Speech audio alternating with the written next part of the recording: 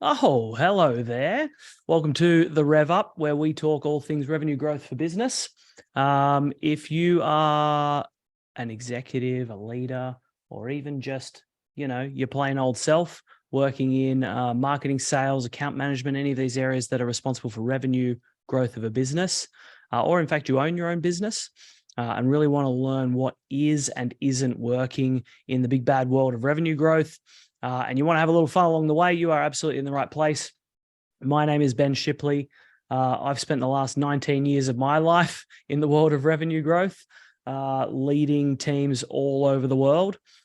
This podcast, The Rev Up, is brought to you by Trust the Process, where we help small to medium-sized businesses grow by leveraging cost-effective, skilled staff offshore, as well as helping you implement technologies like HubSpot CRM, ActiveCampaign for automating your marketing, etc.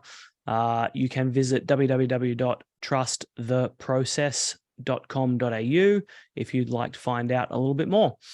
Today on the Rev Up,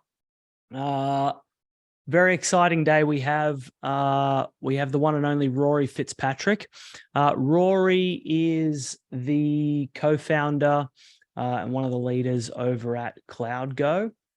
Rory has over 20 years experience in sales and service management in Australia, New Zealand, and Asia Pacific, with a big focus on the enterprise software sector.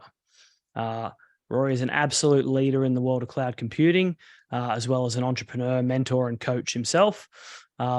He is very much a self-motivated leader and manager with an amazing proven track record of delivering business results in revenue and profitability in highly competitive environments.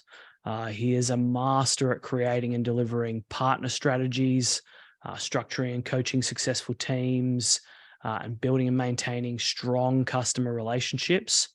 Rory is he's a super experienced leader. He's got a strong work ethic. You will see from this episode just an ability to cut through with common sense. He is a great networker, and look, his goal, it appears, is to always bring passion and value to every interaction. He is a great guy to talk to. He absolutely knows his stuff. So I hope you guys really enjoy this episode.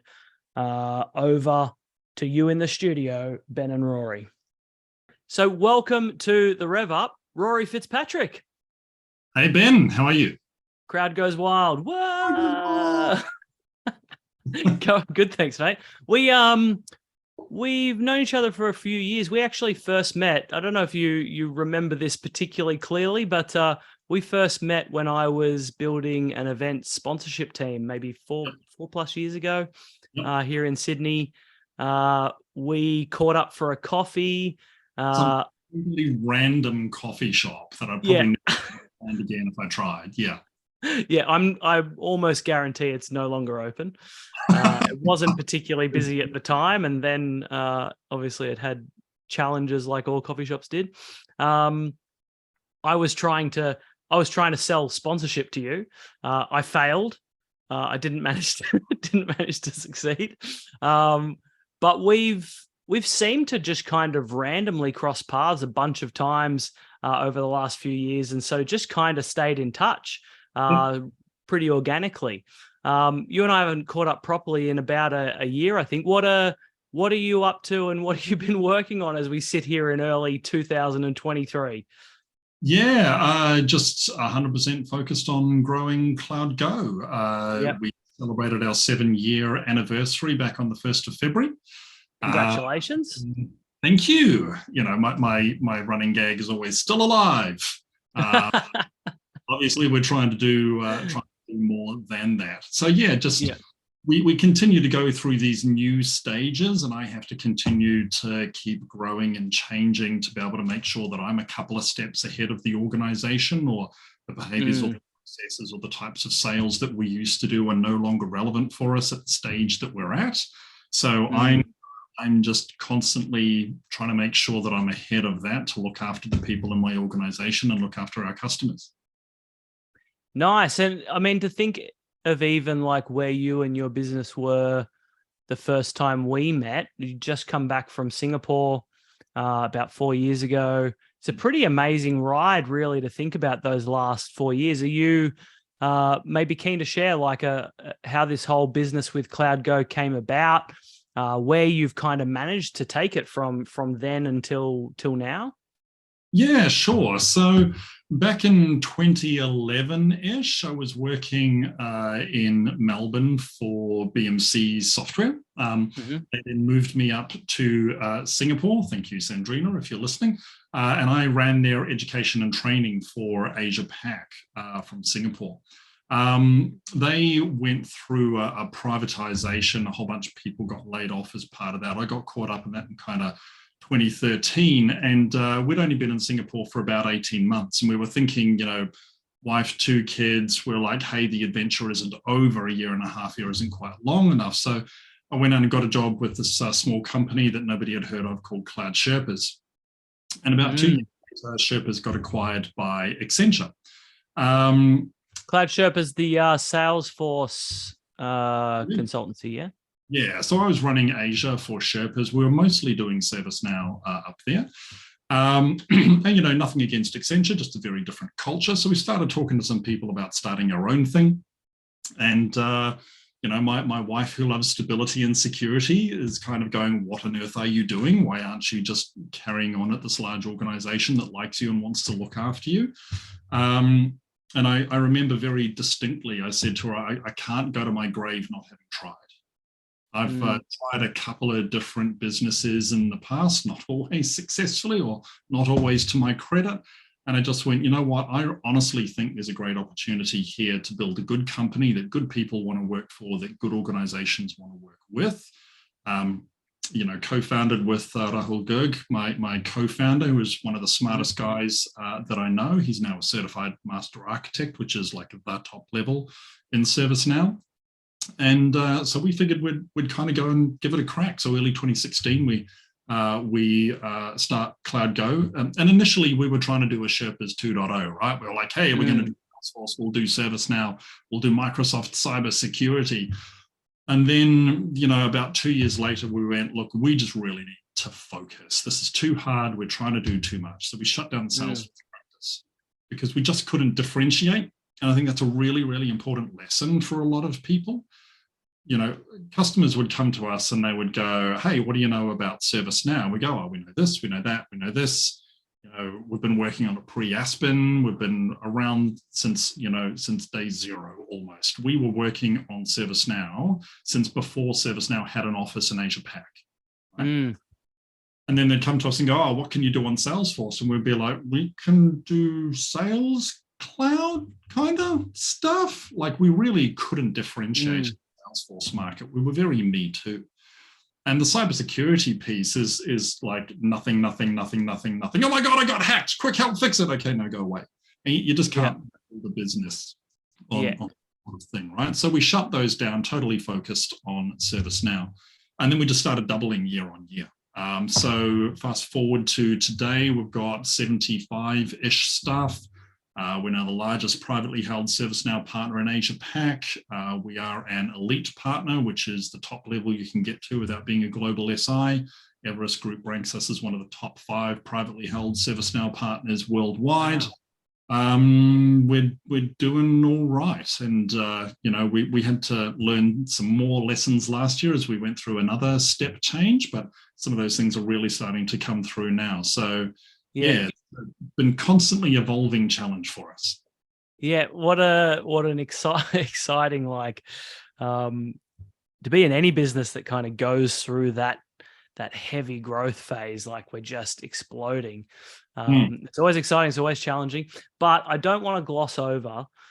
You did talk a little bit there about you tried some other businesses and some things before you before you started CloudGo. There's always some good stories in the lessons from the failed businesses. There must be one or two in there. Oh yeah, there's a few. Let me start by telling you my Wiggles story, shall I? I'm very keen for a Wiggles story.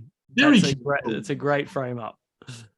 So when I was at university, me and a couple of mates did a lot around comedy, stand-up comedy, theatre sports, theatre performances, those sorts of things. We ran the National University Comedy Competition at the University of Waikato in Hamilton one year. So we were trying to do comedy and art as a business, and I worked in radio and I did a few other things like that as well. So one day I was reading, it was Who magazine at the time, and there was an article in there about this mob called the Wiggles. And, it was interviews with some of the parents and talking about how they were doing really well. And I was like, who are these guys? Never heard of them.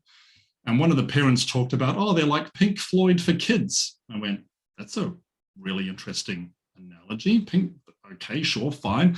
So I this is how old it is. I wrote a letter to Who magazine, and I said, hey, these guys Wiggles you just did like an article on, they sound really interesting. Me and my friends are doing the same sort of thing over here in New Zealand. I'd really like to touch base with them and have a conversation about what they're doing and what we're doing, and can we swap notes? Posted that letter off, forgot all about it. About 2 to 3 months later, and don't forget, I'm still in university, right? Share house, shared phone, answer phone, no mobile phones, all that sort of stuff. Somebody goes, oh, Rory, there's a message on the answer phone for you. Oh, okay, sure, fine. I go over, and I listen to this, and it's like, oh, hello, my name is, can't remember the bloke's name, sorry, Mr. Whoever you are. Let's call him Barry. Hey, this is Barry. I'm wanting to talk to Rory. Apparently you want to be the New Zealand distributor for the Wiggles. Can you please give me a call back on this number, blah, blah, blah, blah, blah. And more, I went, that isn't what I wanted to talk to you about. Oh, I don't want to be a distributor, go and delete. And then about 3 or 4 months later, all of the DVDs start turning up in all of the supermarkets, all of the concerts start happening. And I'm thinking, you schmuck. Like, so anytime somebody talks to me about, oh, should I do this? Oh, I'm so scared. I tell them my Wiggles story. It's like, don't hit delete. Don't hang up. Don't say no. Say yes. Go and have a cry. How many Wiggles do you ever get in your life? Like, it doesn't happen very often, right? You're going to get these circumstances in your life where something's going to present itself to you and you're going to be scared out of your brain about whatever it is, or you're going to, oh, that isn't quite what I'm after. Just go and do the freaking thing anyway. I mean, what's the worst that could have happened if I'd called the guy back? He would have went, yeah, sorry, you don't actually know what you're doing in terms of being a distributor for us. But who knows what could have come from that, right? We could have got some network, some connection. He might have wanted to talk to us about what we were trying to do. Who knows, right? So, you wanted to talk to me about examples of businesses and lessons learned. That for me is just a massive lesson of take the opportunity that's in front of you. And it was exactly the same thing when we had the opportunity to start CloudGo, right? I could have stayed at Accenture, I could have disappeared inside the machine. But there was this opportunity and I couldn't go to my grave not having tried, having learnt my Wiggles lesson. Yeah.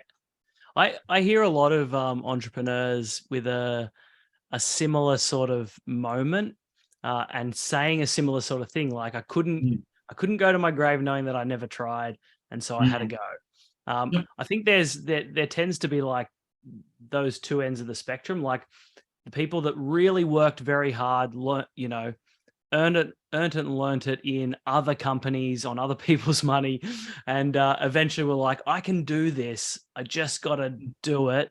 Now's the time. I'm never going to get another chance. I've got to go for it. And then you get the people on the other end of the spectrum that never went and worked for anyone. They were like, they were going to be an entrepreneur from day one, and they worked it out on their own money. It's funny to see them both ways. It's funny you telling that Wiggles story because I've seen somebody on the other side of it, not to rub it in for you, by the way, but I've seen somebody on the other end of that where I met a guy years ago, and I forget his name, so I apologize, guy that I met years ago, who randomly met some guy who made thongs, or anybody that's not in Australia, flip-flops, jandals, etc. And he was like, oh, what are you doing? And they're like, oh, we're just kind of finding people to distribute them around the world. And then I was like, oh, well, I'm in Australia. I do import of, I think it was like construction equipment or something like that. It was like, but that'd be kind of cool to look at. And the guy was like, whatever, it's Australia, who cares? Yeah, you can look at it. Do you want to do it? Do it. And those that footwear company happened to be Havaianas. And so that guy built essentially like a $20-25 million business almost overnight, because Havaianas just took off in Australia and he had the distribution contract for it. Lovely. So there you go. Yep. Seen it on the flip side too. Sorry, you were about to say something before I told that story. Yeah, just that journey, right? Like I tried a whole bunch of different things when I was at university, and then met a wonderful lady, married, had kids, did all those sorts of things, and I was kind of like, I need to provide. So I did the corporate job, and picked the worst possible time to decide to start another business, right? Like in Singapore, if you don't have a job, you can't have an employment pass. If you haven't got an employment pass, you can't stay there. So we, building something on shifting ground in early 40s, 7 years ago, with wife and 2 young kids and all those sorts of things. Terrible bloody time to start a business. But I figured if I didn't start it then, I was never going to start it, right? So I could have gone down the path of trying other things earlier. It just so happened that was my time. That's when it took until. Yeah. I mean, you came out of like a long career in technology sales prior to starting CloudGo. And it looked, and from our conversations we've had in the past and from the outside looking in, it looked like you had a very sort of sales-led growth. Sales-led growth approach to growing CloudGo. Well, I mean, first of all, have I got that right? And if I have got it right, was that a sort of difficult approach to take? Is that the same way you would do it, or the same way you would suggest other people do it?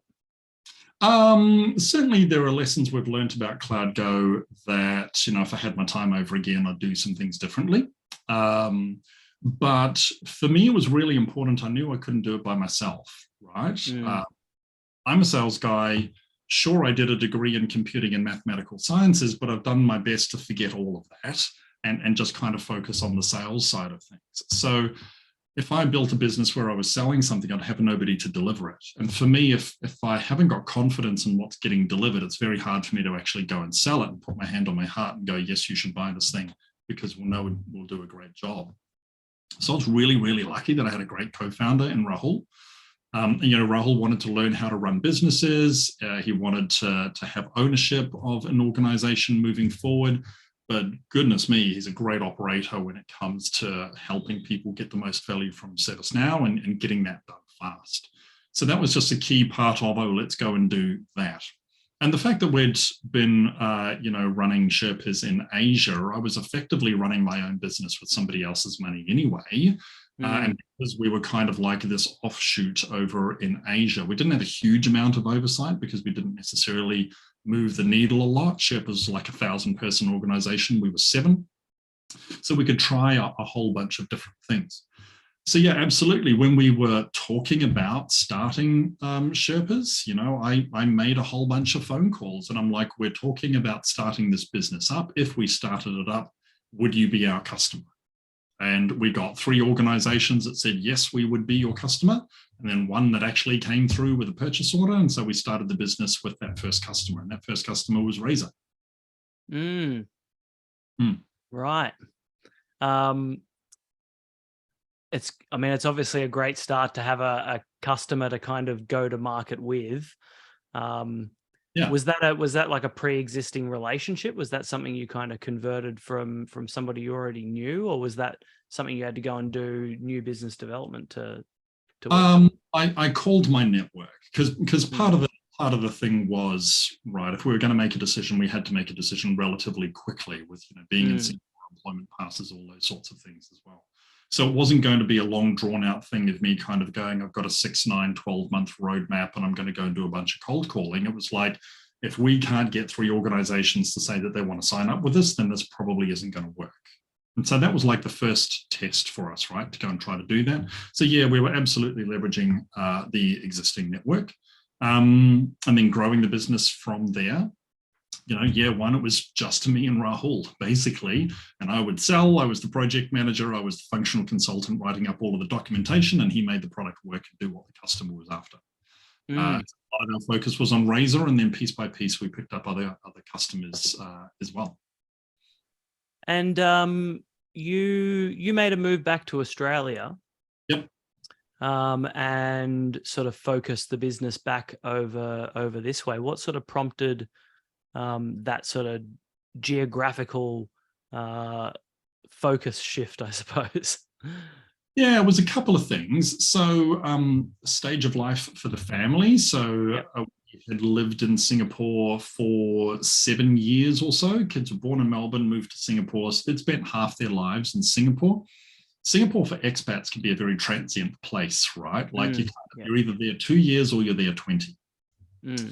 And so a lot of their friends kept churning all the time. And we were like, look, they're about to be kind of going into puberty, into their teens, all of those sorts of things. Do we really want the girls to be here when they're going to have that sort of external thing going on? And then from that, we'd picked up some Australian customers from my Australian network. And we went, listen, Asia is absolutely our home. It's absolutely our base. It's absolutely where we're headquartered. But Australia is a very mature market, and we think we've got an opportunity to put this other stake in the ground. So we're not just reliant on Asia. We can put a stake in the ground in Australia, grow the install base here, grow our customer base here, and then they can kind of counterbalance each other a little bit. So Rahul can kind of run Asia, I'll run Australia. I'll keep being MD, he'll keep being CTO, head of delivery, and head of Asia for us. And so that's what we did. We just happened to time it that we moved down just before COVID-19 and all of those restrictions hit. And so I've been working from home a lot for the past 4 years rather than flying around as much as I first thought I was going to be. Yeah. And have you gone anywhere else other than Asia and Australia now? Yeah, so we tried to open up in the US. We were not successful in that. We had to shut it down after about 18 months. And, there's a bunch of lessons learned there about time zones. As you're finding with things, it's just bloody hard to coach people, to inject belief and culture into people. We're a remote first organization, right? Like we started opening our Indian operations just as COVID-19 started hitting as well. Like we'd literally signed a contract for an office in Hyderabad, and the end of that week, all of the lockdown restrictions started hitting in India. So we're able to come back out of that. We have an office in Sydney, we have an office in Melbourne, we have an office in Singapore, and we have no other offices. Everybody else is working from home. Right? Yeah. So we've been able to make a lot of that work, but we're still relatively close in time zone, relatively close to each other culturally and the like as well. And we tried to invest in the US. We didn't necessarily hire people with enough ServiceNow background or people with enough background of running the organization. Great people doing the best thing that they possibly could that we thought were the right people, but we just couldn't make it work. And so in the end, we cut our losses there. We still have the entity up and running, but we are not focusing on that. And some of that comes back to, I called out earlier, hey, we were doing 3 different things when we first started. We shut 2 of them down and went whoosh. Focus is so important. It's such a big lesson that I've learned over the last 7 years. If you try to do too much, it just will not work. Honestly, 3 things, 5 maximum, but really 3 things. Pick your 3 things. That's it. If you try to do 7, if you try to do 9, you're going to fail. You've got to simplify some of this stuff down. So we tried to go to the US too early. We didn't do it properly. We couldn't make it work. But by backing away from that and being able to focus back down and go, what have we got to do to make Australia successful? What have we got to do to make Southeast Asia successful? Those regions are really picking up steam now. Yeah. it is super interesting, the different ways that people can grow. And sometimes you have to, there's that old analogy, right? Of like, you're walking down a road and you've got a fork in the road.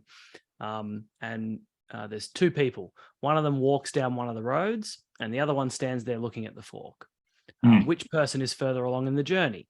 Well, if the person that went the wrong way finds out they went the wrong way, even though they've gone the wrong way, they're further along the journey because they know now. They don't have to wait any longer. And you do see a lot of businesses that do grow from further geographical expansion, but it's not the only option, right?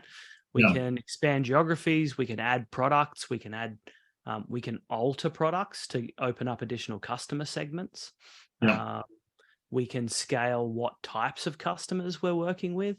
There's a whole bunch of different, and then there's the obvious scaling the existing product and revenue model, or increasing efficiencies and things like that. But what things have you typically lent on to kind of, everyone goes through these ups and downs. Sometimes it's going really fast, sometimes it's going really slow, sometimes it feels like it's not going to go anywhere. What are the things that you typically have leaned on in those moments to kind of get the wheels turning and really kind of push the business forward again? I think a really important thing for myself and Rahul as founders is we've always been honest and transparent with each other. Like, we're 7 years on and he and I still have a great relationship. I think that says a lot, right? And there have been times when I've been down, I've been burnt out, I've just been sick of it all, or I've been making bad decisions or whatever it is, and he will step up and he will start looking after things. And there will be times when he's got too much on his plate and I will step up and try to take care of things as well. Making sure we're doing that in such a way that we're not stepping on each other's toes. There's always a blessing and a curse to however you go about doing your business, right? Like, we hire for culture first. We really want to make sure that CloudGo is a great place to work. But then sometimes that means that we're potentially not as operationally strict or focused as perhaps we need to. So it's trying to make sure that we get that balance, that we're a great place to work. But hey, as an adult and professional, you must be held to account to bill your 40 hours, to sell your quota, to make sure those things are delivered within an SLA, to make sure the timesheets get approved on a Monday and not on a Thursday, right? So be a great place to work with real depth of relationship, but knowing that we're getting held to high standards. And so a key part of that has been, and a part of my learning is we've been too nice on some things in the past, and we would let some things take 3 months, 6 months, 9 months, when really we should never have got into it in the first place. One of the toughest projects we ever had has ended up costing us several $100,000 in over-invested time, and then a customer that didn't want to pay at the end of it. We knew in week 2 that project was going sideways. And honestly, if we had our time again, we would have stopped that project in week 2. All hell would have broken loose. People would have been angry, blah, blah, blah, blah, blah. But it would have saved 12 to 18 months worth of pain. We knew, and we didn't do enough about trying to stop it. So I think there's a really big thing about trusting yourself and trusting your gut. Like, you can see from the bookshelf in the background, right? I'm a lifelong learner. I read heaps of books. I've been to heaps of seminars. I'm always constantly trying to get better, and have been for such a long time. Sometimes the challenge with that is going, if I just read one more thing, then I'll know what to do. They're kind of where you go, dude, stop it. You know what to do. You know what the right answer is here. You know that you need to back off on this person. You know that you need to give this person a harder time, or a bit more of a push, or ask them to be more accountable, or whatever that next step is. You can do that with good heart and good intent, but you have to make sure,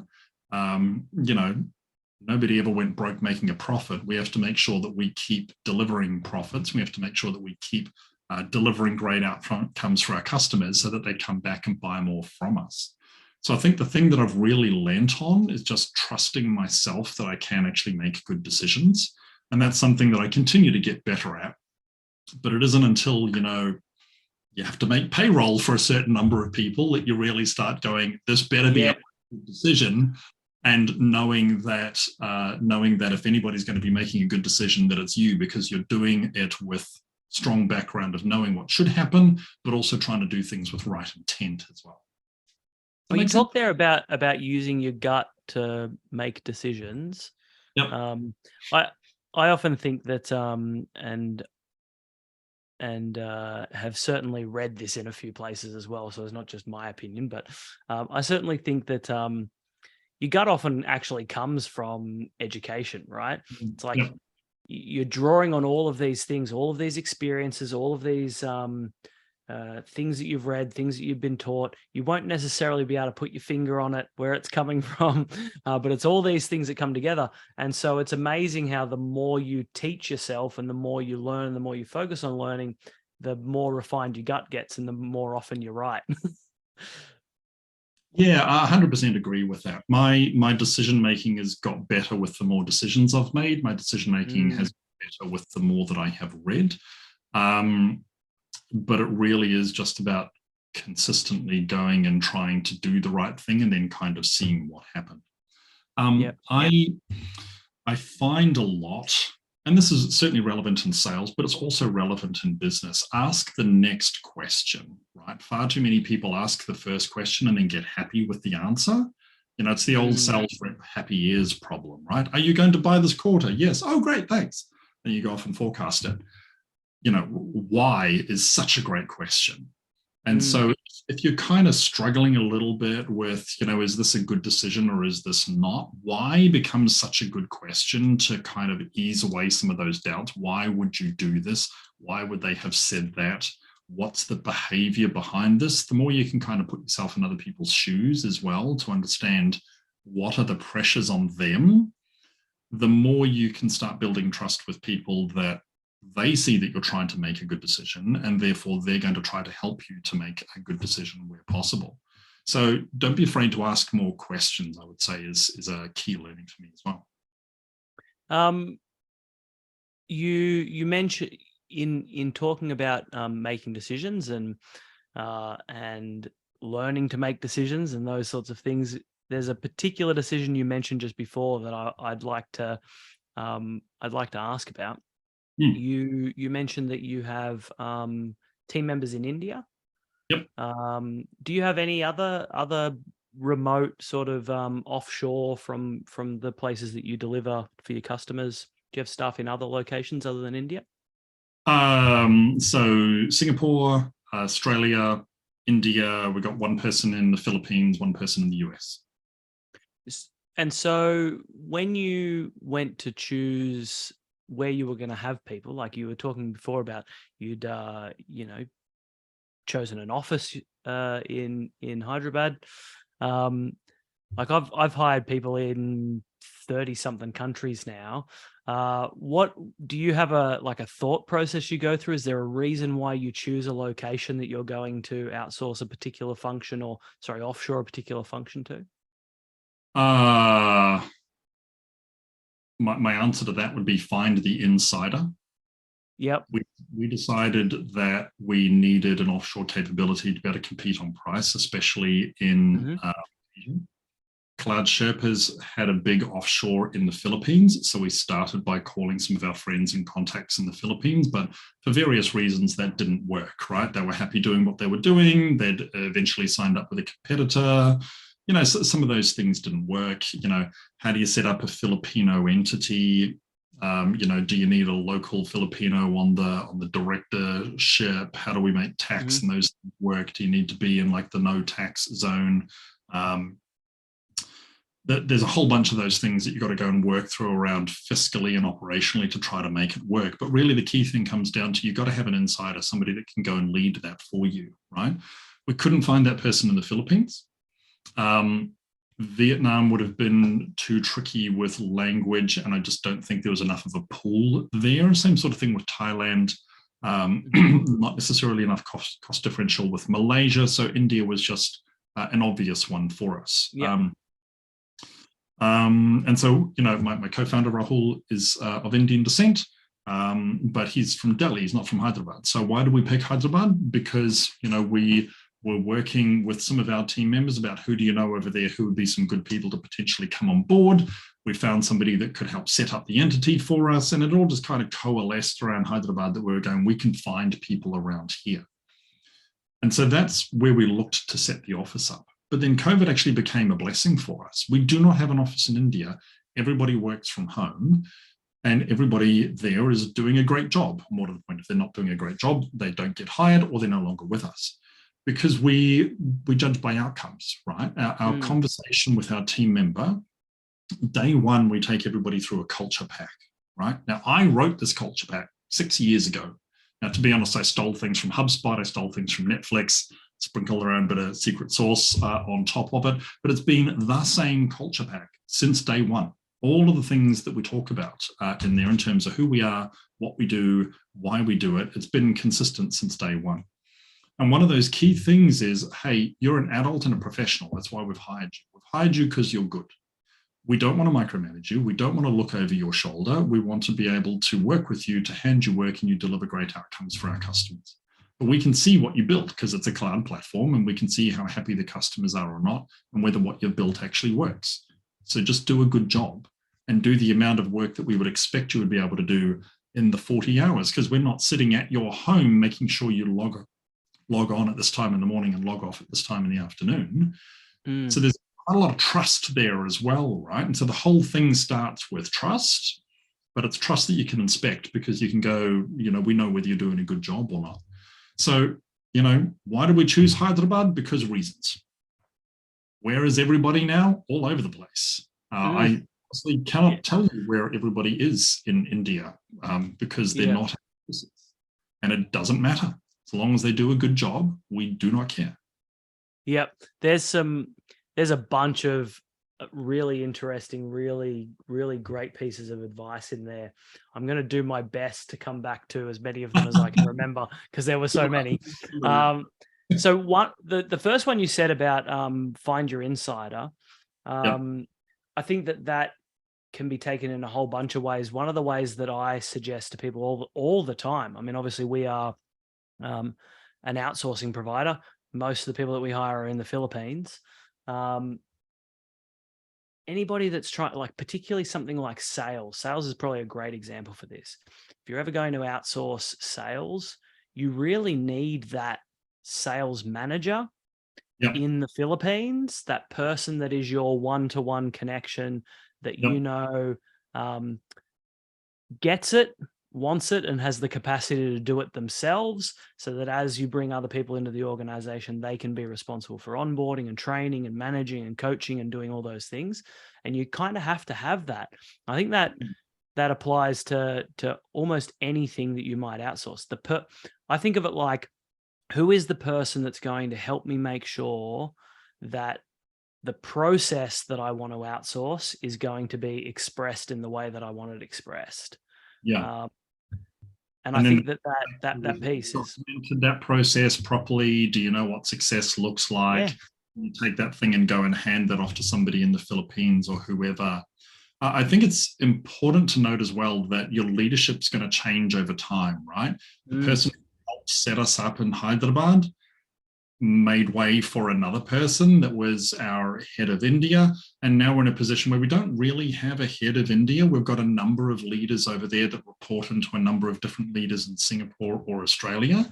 But they are people that have been there for a couple of years, understand how we work, and can take that through to the people that are in their organization. So we've kind of been able to grow this leadership team over there, which is important for us to be able to scale. It's not all back on that one insider, but to start, you need the insider. You need somebody that's going to be able to translate your way of thinking, your way of working, your expectation of what good looks like to how you do that locally. Yeah, absolutely. Big shout out from me to Belle Capistrano. She is that person for me in the Philippines. I don't know that she'll listen, to be honest. But Belle's been that person for me for a number of years now, and it is an absolute game changer. You talked there about like growing leaders. I know something we kind of went back and forth on in the lead up to this was about growing leadership teams. What's been your kind of approach? What's your sort of one of your like core beliefs around building leadership teams? Oh man, it's so hard. And it's a constant challenge. Look, many of the people that are leaders and managers, and I say that deliberately because I believe that a leader is not necessarily a manager and a manager is not necessarily a leader. Many of the people in those roles in our organization are first-time managers or first-time leaders. And so we've had to do a lot of work around certainly the culture side of things, certainly the expectation of professionalism side of things. And I'll give a big shout out to Swati Gupta, who's our head of people and culture, who's just been incredibly important to us. She's an early starter with us, been here now, just celebrated her 6 years not that long ago. So she's been here for a long time. And she's been really important to help making sure that we're able to deliver people and culture capability operationally, but then also how do we manage and grow our people to become managers and leaders so they can then grow other people. We've still got more to do, right? We know that there's more leadership training we need to do for our people. We know there's more management training for what we need to do for our people. So that hasn't been a perfect thing for us. For us, it's just kind of been about who are the people that have hustled and wanted stuff inside the organization, right? If it's somebody who's just kind of head down, they're doing their 40 hours and then they're kind of clocking off and away they go, we're always grateful for those people. They're an incredibly important part of the organization. But if there's somebody who's kind of going, oh, hey, I read this thing and here's this article, or hey, can I help do this thing for you? Or I built this app in the weekend and I think we should publish it to the store. Like those are the sorts of people that you start going, oh, good. I'm going to sit up and take notice of who you are and what how you're being entrepreneurial inside your job. Because when I start going, oh, damn, who's going to help me sort this process? Who's going to help me sort this onboarding thing? Who's going to help me sort buying and storing a bunch of laptops in India? I'll call that person, they know what they're doing. And it just kind of naturally goes on from that, right? So I would strongly suggest to anybody, whether you're in an entrepreneurial organization like ours or a larger organization, just kind of keep putting your hand up, keep getting noticed. Hey, I did this. Hey, I saw that. Hey, I was on this podcast with Ben and this thing is, some of this sort of stuff. It just keep getting your name out internally as well. Or even, pushing stuff up to LinkedIn and socials and the rest. That gets noticed externally, it gets noticed internally as well. Here's this thought leadership piece I wrote. Put that up on the website, right? You start noticing those sorts of people who are doing that sort of stuff. It should just be common sense, right? If you want to be leadership and management roles, show that you can be a leader or a manager. You're not just going to get magically randomly selected. You get picked for those things for a reason because you look like a person that's going to have a crack, that's living the values, that really wants the organization to be successful and wants to be successful as part of the organization. Yeah, and the selection of leaders, I think, is always like, it's a super important part. You're never going to get it right all of the time. And there's a few different ways to approach it. One of the things that I've always found really helpful is to think about what I want to get done and how defined is it. Because if I have a process in place and what I'm really looking for is somebody that can help me build a team that executes on that process brilliantly, then what I'm looking for usually is the champion of the process. Like who within the existing team is the best at explaining the process to other people and pushing for people to use the process properly and make sure all of the right boxes are ticked and the right information is in the right places. Like that person, I tend to find if it's a very defined process-driven type team or growth path, that's the person I'm looking for. The flip side, sometimes you're making something brand new and a very process-driven, process champion leader is going to get you nowhere because they're not going to make a whole bunch of new stuff. Have you got an approach to kind of figuring out who you should choose and then like, what do you do with them once you've chosen them?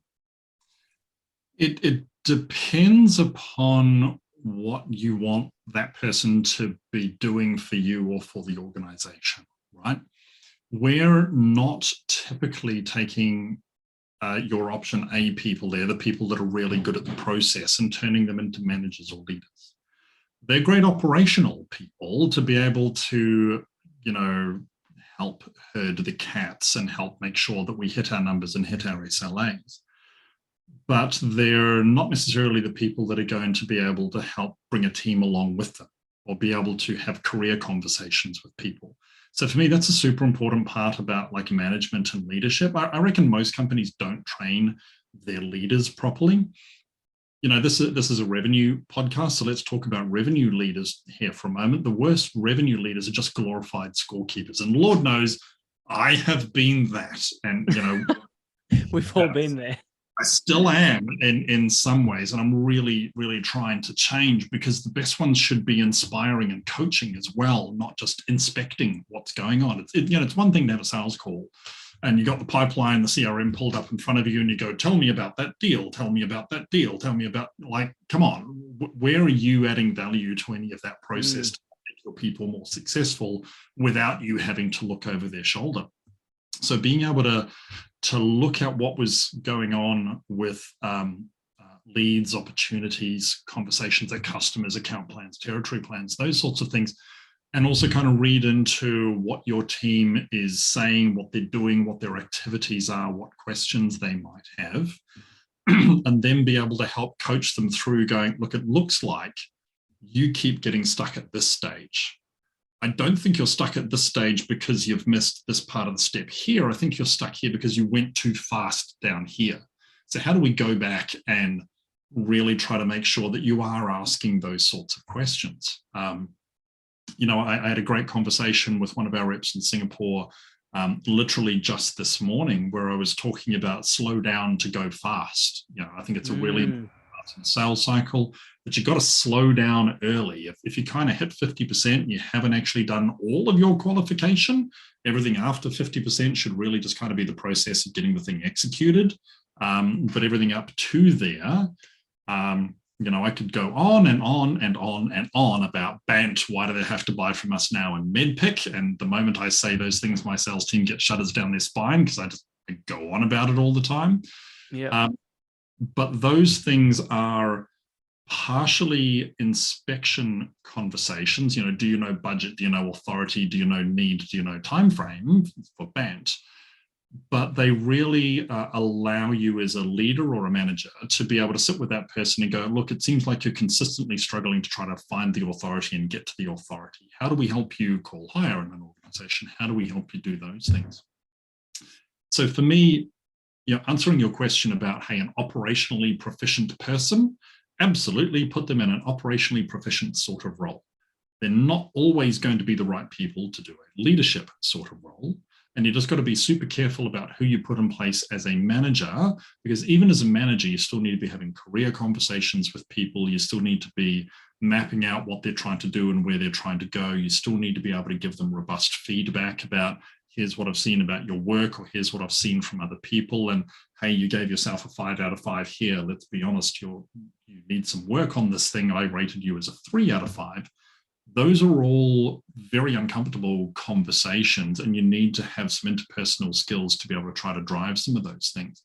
Definitely. Don't train leaders on interpersonal skills, especially tech companies, when you're promoting really good consultants or really good programmers into lead roles. The interpersonal skills can take some time to come along. So I think it's just a super important thing, and Lord knows we're not perfect. We've still got a lot more to go on that. But I just see that is a real compelling differentiator for organizations. If you can inspire and coach your people, if you can coach your managers and leaders to get better at that, then the inspection will just happen automatically, and the results will start coming through as well, because people will know what to do, what best practice is, and will want to do that. And therefore you'll get those answers you want. Yeah, I mean, absolutely. I can be a little bit harsh with the learning side of things, in that I also think that you need to find leaders that take their own learning seriously for themselves, self-driven learners, because any team member that is sitting around waiting for their manager or somebody in their business to teach them new things and what they need to do and how they need to do it, and that person ahead of you is directly responsible for 100% of your personal growth or your professional growth, you are going to go nowhere. That's just a fact in my opinion. And so I'm often looking for, like, because we're going to find stuff as we grow, things change. We're going to find things that we don't know how to do. And a person who is a self-led learner will often go and find how to do things. Like sometimes the best lesson we can teach team members and people becoming leaders is how to problem solve as well, right? How to go and find the information that we need to find, how to make decisions based on that information. Like one of the frameworks that I talk to new leaders about a lot is the idea of divergent and convergent thinking. Go diverge and create options, right? What are all of the options out there? Let's just get as many of them as we possibly can, and then converge and make decisions. But if all you've got in front of you is the first thing you thought of, you're probably not going to make good decisions, you know? And so these little pieces, you can tell them about these things, but unless the person then goes off and teaches themselves and reads books and articles and listens to podcasts and all that sort of stuff, they're not going to go very fast. Yeah, I think that's fair. I think self-led learning, and back to the point earlier about gut instinct is informed by what you have learnt and where you've seen this before, or where you might have read about this or thought about this before. You just have to keep feeding the machine, because Lord knows the world ain't slowing down, right? We work at CloudGo. We work in in information space. AI is starting to go nuts. People are using ChatGPT to write scripts for ServiceNow. Okay, why do I need a consultant then if I can just get ChatGPT to go and write the bit of code for you? And so what that comes back to then is, how are you adding value to the customer? Or to tie back to your piece about divergent and convergent thinking, how are you adding value to the situation that's there? And I think a lot of that does actually come back to questioning skills as well, right? Like I talked earlier about why. It's one thing to have a framework to kind of go, okay, let's think outside the box now, let's bring these things together and kind of figure it out. But I think the first thing you need to go is, oh, why the hell are we doing this? Like, what's the point? I can go and ask ChatGPT to write some ServiceNow code, but what do you actually want it to do? Oh no, you shouldn't be asking it to that. You should be asking it to this, because this will get you to that and that will get you to that. So that sort of thinking about values, thinking about outcomes, and being curious to be able to ask, that's great, but what's the second, third, fourth order of magnitude of the thought process or the why behind it to kind of where you want to get to? Does that make sense? I think so. I think it does. I went divergent on you there, Ben. Yeah, I think it does, in that it's not always just about the thing, the service, the what you're doing for someone. It's how do we level ourselves up in order to be able to make sure that the customer gets the best possible outcome. And if sure, they could use ChatGPT to create something now, but how do we then, as the experts in what we do, also use some of these tools in order to make ourselves more effective for those same customers? And you have to know, is that kind of where you were going? Yeah, and then you have to know the questions to go and ask ChatGPT, or ask your people, or ask your customers, to be able to get to the right sort of outcome, right? Yeah. I think that's the big learning from this big burst of AI. I don't necessarily think we're running into a Terminator scenario that all of a sudden Skynet has become sentient. It's still pretty dumb in many ways. It's getting smarter all the time, but it still has to be pointed in a certain direction to be able to get you the answer that is really going to get you from where you are to where you need to be. And so I think being thoughtful, being curious, and being able to ask questions is a really important part about learning. But I strongly recommend people do a bunch of reading. You can see the bookcase here in the background. You can't necessarily see the bookcase that I've got here, but what have we got? Tony Robbins, Marcus Aurelius, Charles Duhigg, Tony Robbins again.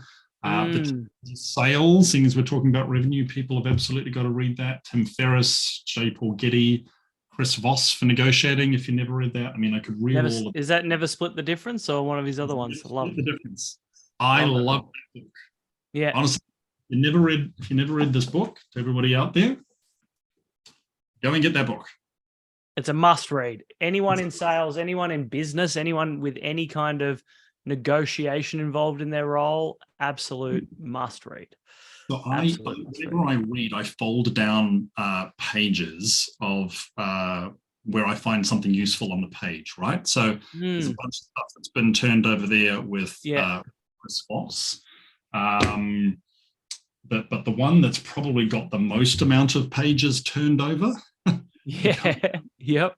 Damn page has got something turned over. John McMahon, the Qualified Sales Leader. Yeah, I've never read that one before. Yeah, John McMahon.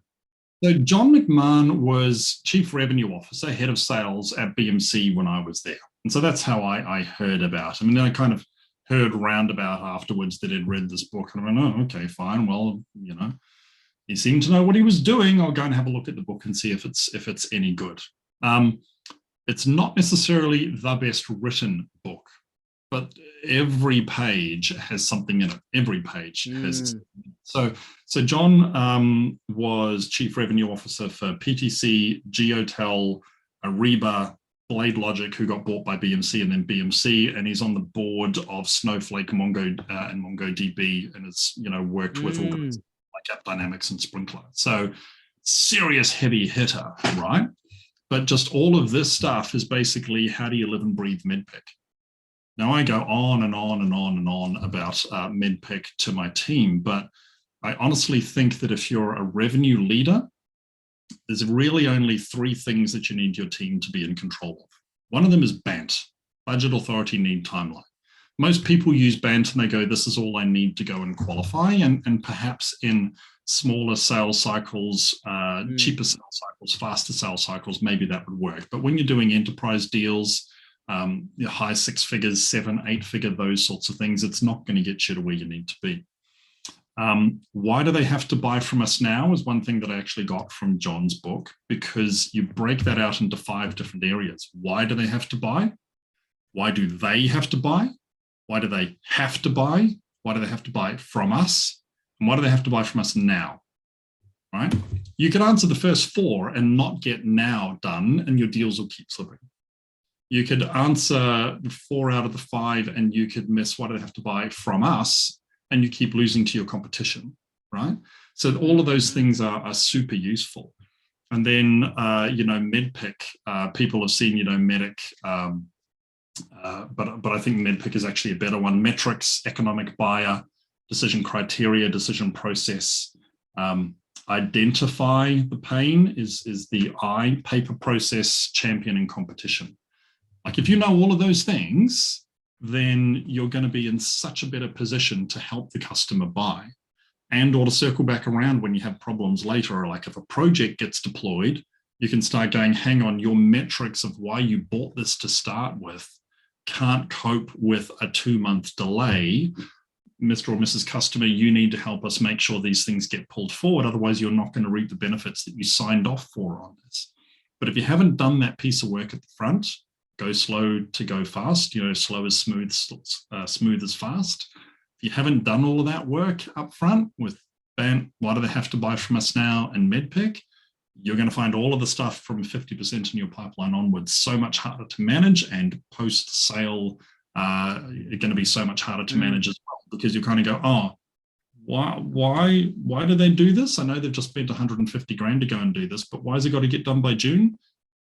If you haven't answered that, then you'll run into all these other problems. Yep. But Rory, you'll have a great looking sales pipeline in the CRM system if you don't do all those things. Oh, the sunshine pump is a wonderful thing, isn't it? MedPick's something I've never used before. you've prompted me now. It's probably something I should do a bit more research on and spend a bit more time on. Done versions of. We used to use a version that the first three elements of were decision-making unit, decision-making process, decision-making criteria.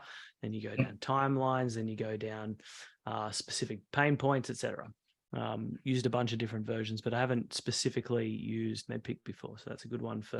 Mate, in the end, they're all the same, right? Use solution selling, use customer-centric selling, use TAS. Like, I don't care. Just have a framework. Spin selling? Are you still a spin seller?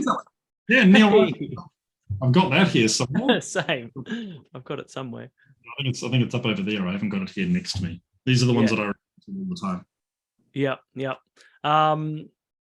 So I've got a couple of things I wanna ask to sort of wrap us up and tie a bow. One of them is that this is obviously a revenue growth podcast.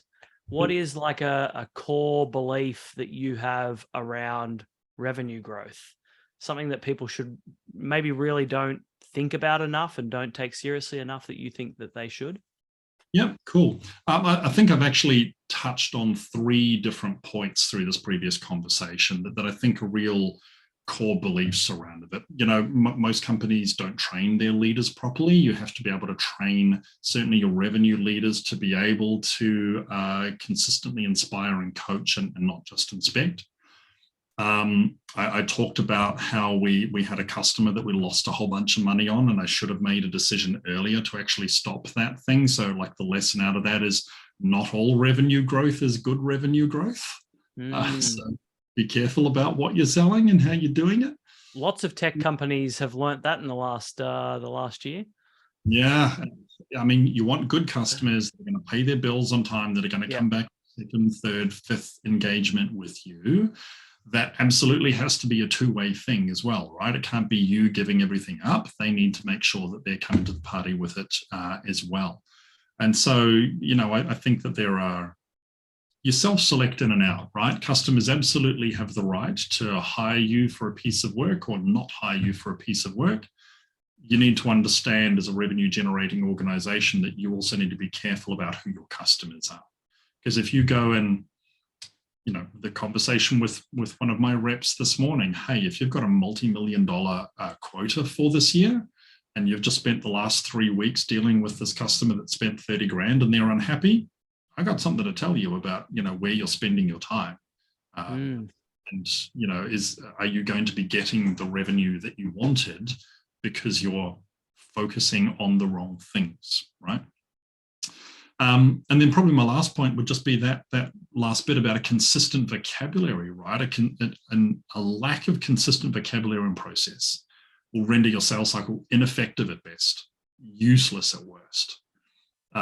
So I think being able to consistently go, this is our sales process, 0, 10, 20, 50, 70%, whatever it is. Here is the gates to go from this step to this step. Here is the framework that we use, which for us is BANT. Why do they have to buy from us now? And MEDDPICC just makes it far easier for you to go, yes, I trust those numbers. That deal is that big, it's going to close in that date, right? And so it's just having the right sort of questions to go and ask about those as well. The kind of flip side corollary to that about vocabulary also is the vocabulary that you take to your customers will determine where you end up in your customer. Higher in an organization, talk differently to people in mid-level or in more focused or specific parts of the organization. Yeah. If you go and talk to a ServiceNow admin about the company's margin, they're not going to understand necessarily or have any influence over what you're talking about. If you go and talk to a CFO about, hey, this glide script isn't running properly, you're not going to have a very long meeting, right? So for you to grow in revenue and sales capability, for you to grow as a leader, you have to figure out how to talk to different stakeholders at your customer, because they do talk a different language, right? How many of us have had a first meeting with a C-level person and then never got the second meeting? Tell you why, it's because you didn't talk their language. You didn't talk about things that they wanted to, right? I mean, when I was at Microsoft, quite a young guy, didn't really know what I was doing.